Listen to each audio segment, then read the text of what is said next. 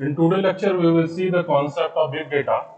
And in this lecture, we will discuss a brief introduction to the big data enabling technologies like as Apache Hadoop, Hadoop HDFS, Hadoop Yarn, Hadoop MapReduce, Hive, Cassandra, Zookeeper, HBase, Spark, and many more. NoSQL, Kafka, Spark Streaming, बहुत सारे ऐसे tools हैं जिनका हम study करेंगे big data में और we can say that these are known as the big data enabling technologies. तो जैसा कि आप सब लोगों को पता है या पिछले लेक्चर में हम लोगों ने पढ़ा है कि what is the big data. So in this lecture we can say that big data is used for collections of data sets so large and complex that it is difficult to process using traditional tools. Means if we want to process the data with the help of traditional tools, like as you are using SQL database or Oracle database, or you are using your normal data structure, normal DA algorithm, then this will be a very tedious job to perform such data which are very huge. So to perform the task means to store the data and to process the data, we use some new technology, and these are involved in the process of big data technique. And our research survey says that more than 80% of data are created in the world are unstructured. As all of you know that there are three types of data. First one is a structured, second one is a semi-structured, and third one is unstructured. और इन सब के बारे में हम previous videos में देख चुके हैं जो भी big data का था. So in recent survey, we can say that 80% data are unstructured format. So if you are using a traditional approach, like you are using SQL, Oracle, or MySQL, then more than 80% data which are available in the market, you cannot perform any task. So what is the benefit to study that types of tools if we are not enabling the technologies which are performing the task? So one challenge is how we can store and process this big amount of data. And in this lecture, we will discuss the top technologies used to store and analyze big data. So first one is Apache Hadoop. This one is the open source software framework for big data, and it has two basic parts. First one is HDFS and second one is a MapReduce. So HDFS is the storage system of Hadoop which split big data and distributed across many nodes in a cluster. We can say that we can scanning out of hardware resource, or we can say that it is a fault tolerant. So this one is a Apache Hadoop. So next one is a MapReduce. So programming model that simplify parallel programming means we can say that first one is a mapping means applying, second one is a reduce means summarize, and third one is a Google use MapReduce for indexing websites. And this one is the layer like as a higher level interactivity and a lower level storage and scheduling, like as we have HDFS. On the top of HDFS you have installed Yarn, and after that MapReduce, and on MapReduce there are various tools like as a Hive, Pig, Giraffe, Gerund, Storm, Spark, Flink, HBase, Cassandra, MongoDB, Zookeeper, and various types of technology that you want to premises in the big data cases.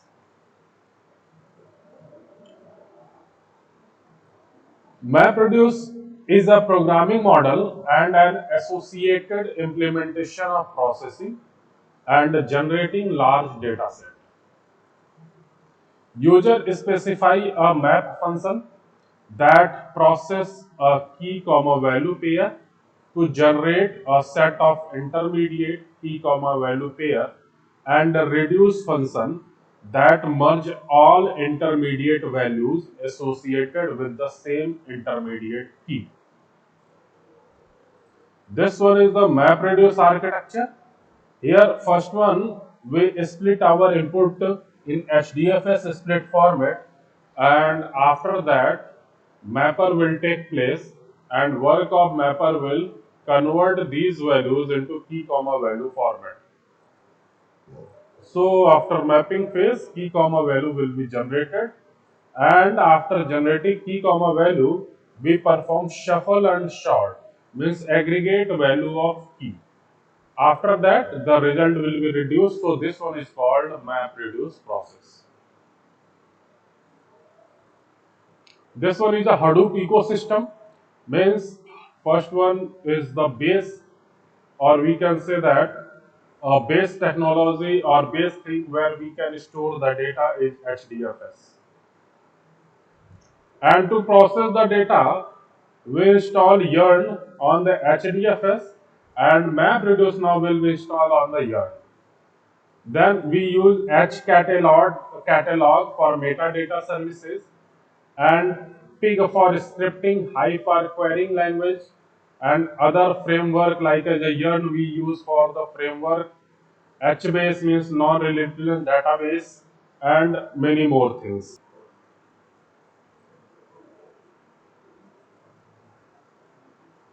So next, this one again, HDFS means storing the data.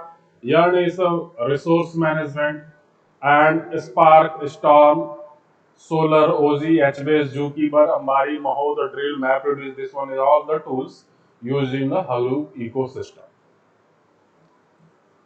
This one is a Hadoop HDFS architecture, and HDFS architecture, inside the HDFS architecture there is a name node, and a name node store metadata like as a name, replication factor, and many more things. Client communicate with the name node with the help of metadata hooks, and client read the rack, and in rack there is a data node, and the client can perform read operations, write operations, and can store the data and can retrieve the data with the help of name node, and the actual data will be available at the site of data node. Yearn is at another resource manager, means basically we can say that Yearn is a yet another resource negotiator. So Apache Hadoop Yearn is the resource management and job scheduling technology in the open source Hadoop distributed processing framework.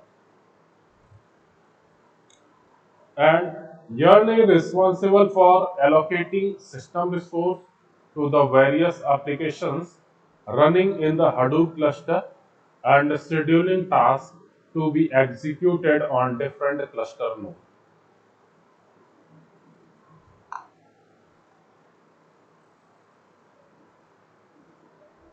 So this one is Yearn architecture. In Yearn architecture, there is a resource manager which have various types of scheduler and scheduling algorithm, and there are various node manager. Each node manager contain container, and each container are associated with to each other. Next one is a Hive. So Hive is a distributed data management for the Hadoop, and it support SQL like query, optional Hive SQL to access big data. It can be primarily used for data mining purpose, and it run on the top of Hadoop. Spark. Apache Spark is a big data analytics framework that was originally developed at the University of California, Berkeley AMP lab in 2012. Since then, it has gained a lot of attractions both in academic and industry. And Apache Spark is a lightning fast cluster computing technology designed for fast computations. Apache Spark is a lightning fast cluster computing technology designed for fast computations. And Zookeeper is highly reliable distributed coordinational kernel which can be used for distributed locking, configurations, management, leadership, elections, working queues, and so many. Zookeeper is a replication service that holds the metadata of distributed applications. And a key attribute of such data are small in size, performance sensitive, dynamic, and critical. In very simple word, it is central store of key comma value using which distributed system can coordinate since it need to be able to handle the load Zookeeper itself run on many machines. Next one is a NoSQL, or we can say that not only SQL. So while the traditional SQL can be effectively used to handle large amount of structured data, we need NoSQL to handle unstructured data. So no SQL database store unstructured data with no particular schema. Each row can have its own set of column values. NoSQL gives a better performance in storing massive amount of data. This one is the NoSQL comparison of SQL database and NoSQL database.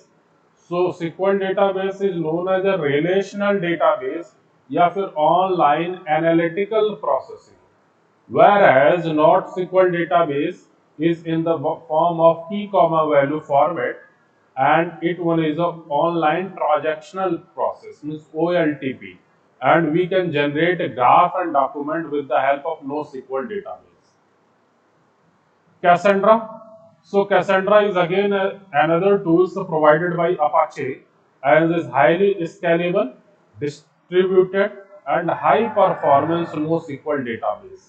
And Cassandra is designed to handle a huge amount of data. Cassandra handles the huge amount of data with its distributed architecture. And the data is placed on the different machine with more than one replication factor that provides high availability and no single point of failure. So in this image, circular Cassandra nodes and the lines between the circles show distributed architecture while the client is sending data to the node. Next one is the HBase. Again, HBase is an open source distributed database developed by the Apache Foundation. And initially it was Google Big Table. Afterward, it was renamed as HBase and primarily written in the Java language. HBase can store massive amount of data from terabyte to petabyte. This one is the architecture of HBase. A single example case study like as a Facebook. Facebook have their own message, chatting message, email or SMS. So to store the data and to process in a very frequent way, so with the help of this or with the help of HBase, or we can say the Google Big Data Table, this one is the HDFS. HDFS will store the HBase and will process on the various types of unstructured data. Then again Spark. So Spark is an extension of the core Spark API that enable scalable, high throughput, fault tolerant stream processing of live data stream and streaming data input from HDFS, Kafka, Flume, TCP, Socket, etc. Spark machine learning function and graph processing algorithm are fully applicable to streaming the data. Apache Kafka is an open source streaming processing software platform developed by the Apache Software Foundation and written in Scala and Java. Kafka is an open source distributed streaming platform capable of handling trillions of events a day. Kafka is based on the abstractions of a distributed commit log. So this one is the tools related to the big data ecosystem. Next we will study on the next lecture.